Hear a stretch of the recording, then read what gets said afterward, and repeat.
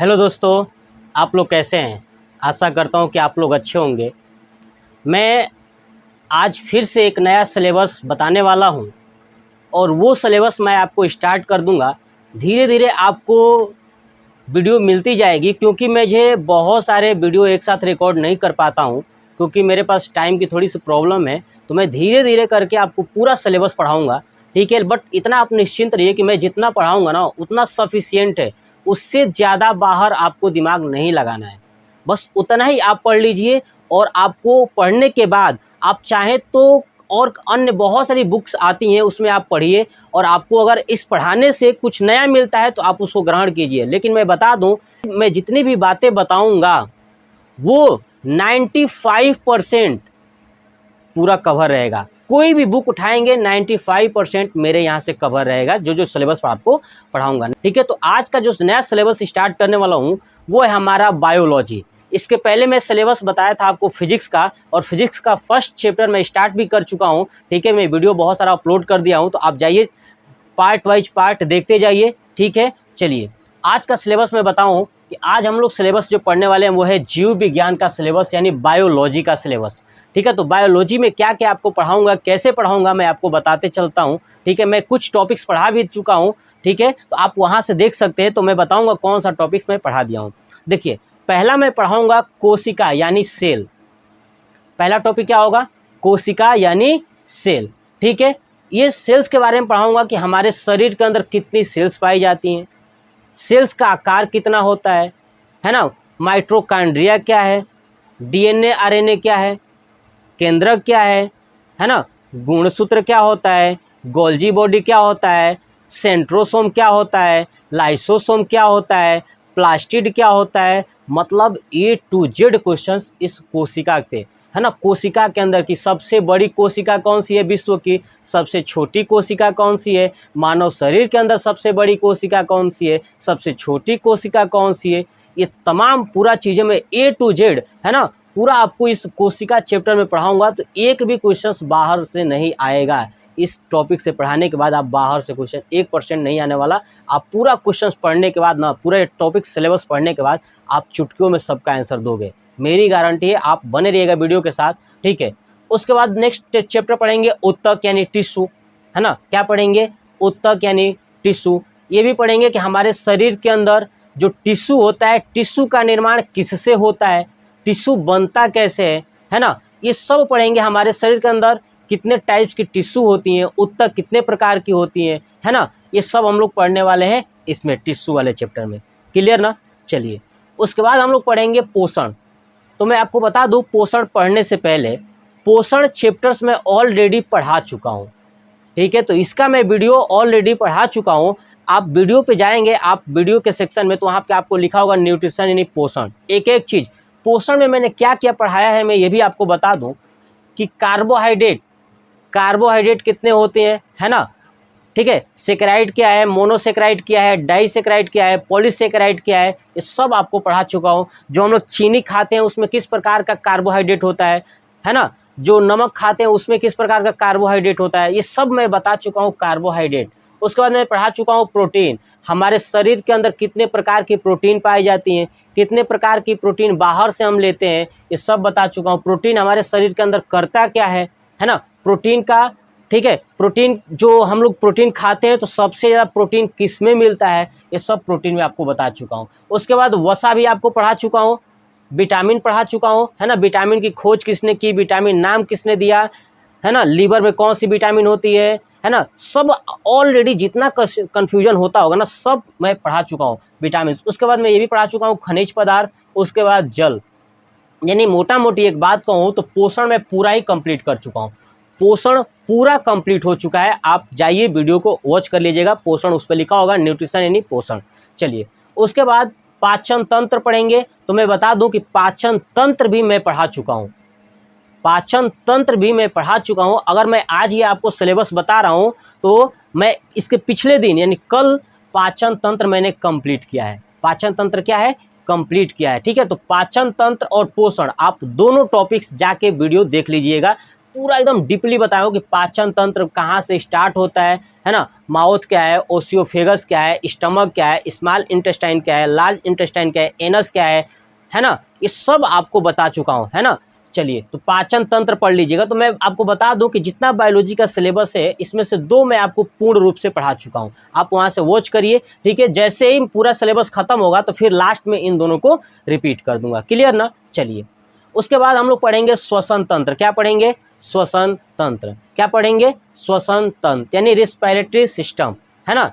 तो ये भी हम पढ़ने वाले हैं कि हम कहाँ से सांस लेते हैं, नाक से। नाक में जो बाल है इस बाल को क्या कहते हैं, है ना, इस बाल का काम क्या है हमारे नाक के अंदर, ठीक है। नाक के अंदर जो जो होल है इसको क्या बोलते हैं, ये बीच में जो डंडी है इसको क्या बोलते हैं, नाक आगे जो हवा जाता है तो कैसे हवा को ऑक्सीजन में कन्वर्ट हो जाता है, सब हम लोग पढ़ेंगे श्वसन तंत्र में, है ना। तो आप वीडियो के साथ बने रहिएगा, आपको बताया ना कि पूरा एकदम आप एक मास्टर हो जाओगे इसमें पढ़ने के बाद, ठीक है। देखिए, उसके बाद पढ़ेंगे परिसंचरण तंत्र यानी सर्कुलेटरी सिस्टम, यानी हमारे शरीर के अंदर जो ब्लड होता है ना, ब्लड का परिवहन कैसे होता है ना, जिसको परिसंचरण को परिवहन तंत्र भी कह सकते हैं।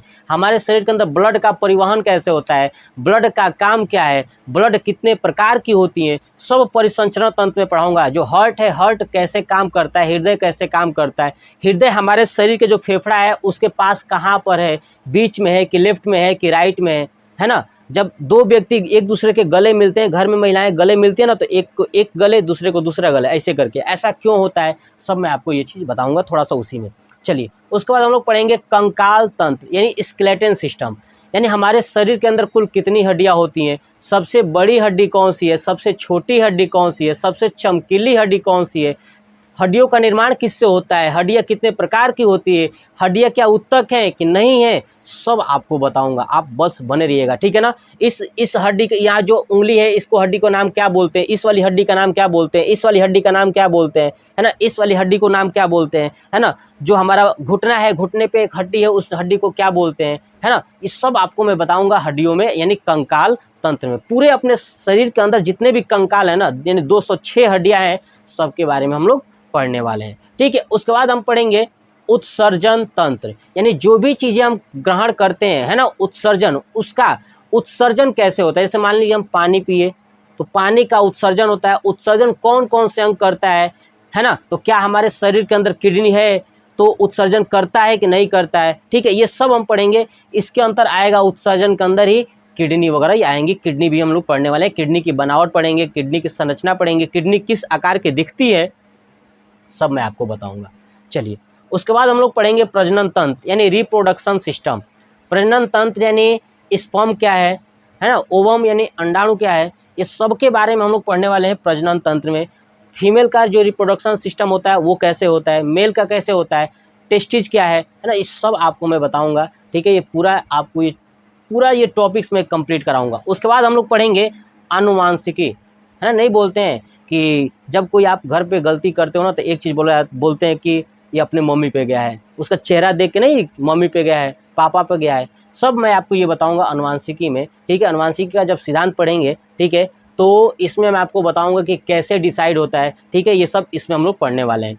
उसके बाद पढ़ेंगे ग्रंथियाँ, है ना, हमारे शरीर के अंदर कितने तरह की ग्रंथियाँ होती हैं, कौन कौन सी ग्रंथियाँ होती हैं, ग्रंथियों का नाम क्या है, थायराइड ग्लैंड्स क्या होते हैं, यानी थायराइड ग्रंथियाँ क्या होती है, ये क्या करता है, ठीक है। सब जितनी भी ग्रंथियाँ हैं सब आपको मैं बताने वाला हूँ।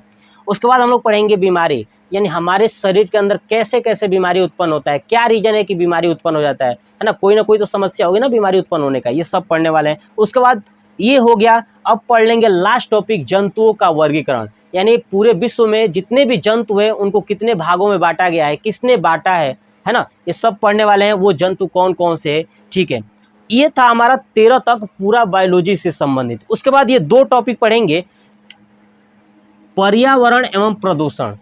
पर्यावरण क्या है, इन्वायरमेंट क्या है, उसके अंदर जो पोल्यूशन होता है, प्रदूषण होता है, वो क्यों होता है, क्या रीजन है, प्रदूषण कितने प्रकार की होती है ना, पर्यावरण कैसे बना है, पर्यावरण को स्वच्छ कैसे रख सकते हैं, पर्यावरण के अंदर कितनी तरह की गैसेज पाई जाती हैं, इसमें हम लोग पढ़ने वाले हैं पर्यावरण पूरा डिटेल्स। उसके बाद पढ़ेंगे पादप जगत, जैसे कि हमने जंतुओं के बारे में या मानव कह दें, मानव के बारे में, एनिमल्स के बारे में जो सिलेबस बताया, ऐसे ही हम लोग प्लांट का पढ़ेंगे, यानी प्लांट किंगडम, पादप जगत, यानी पादप के बारे में पढ़ने वाले हैं कि पादप श्वसन कैसे करते हैं, भोजन ग्रहण कैसे करते हैं, कैसे भोजन बनाते हैं, क्या इसमें उत्सर्जन होता भी है कि नहीं होता है। ठीक है, ये सब मैं आपको बताने वाला हूँ। जैसे आपने सुना होगा कि रात में पेड़ के नीचे नहीं सोना चाहिए, क्यों नहीं सोना चाहिए, ये सब जब पादप जगत पढ़ेंगे तो मैं आपको वहाँ पे बताऊँगा। ठीक है, तो ये था हमारा बायोलॉजी यानी जीव विज्ञान का सिलेबस। उसके बाद मैं इनमें से जो भी चीज़ बच गया होगा वो लास्ट में आपको 2, 3, 4, 5 वीडियो में पूरा कवर कर दूंगा। यानी जो भी टॉपिक्स इधर उधर की बातें जो भी होंगी, इसके अलावा मैं 60 नंबर पे उसको रख दूंगा और पूरा सिलेबस कंप्लीट कर दूंगा।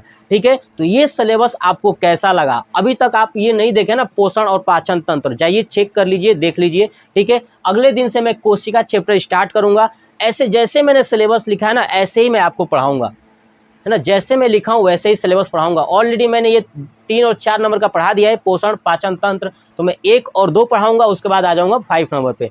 ठीक है, ये आपका मात्र 2 महीने के अंदर या 2 से 3 महीने के अंदर मैं आपको पूरा सिलेबस कंप्लीट करा दूंगा, क्योंकि मैं हर एक चैप्टर लेके चल रहा हूँ ना। एक चैप्टर बायोलॉजी चल रहा है, उसके साथ फिजिक्स भी चल रहा है, उसके बाद मैं अभी जो है कि केमिस्ट्री का भी सिलेबस आपको बताने वाला हूँ और केमिस्ट्री का भी स्टार्ट करूँगा, और केमिस्ट्री भी आपको एक पार्ट आपको सिखाते जाऊंगा। अभी आपको ये बायोलॉजी का सिलेबस कैसा लगा कमेंट बॉक्स में कमेंट करके जरूर बताइएगा, और आप तैयार रहिएगा। ठीक है, इसका नेक्स्ट पार्ट यानी कोशिका पढ़ाने वाला हूँ। ठीक है, तो कमेंट बॉक्स में बताइएगा कि आपको ये कैसा लगा वीडियो।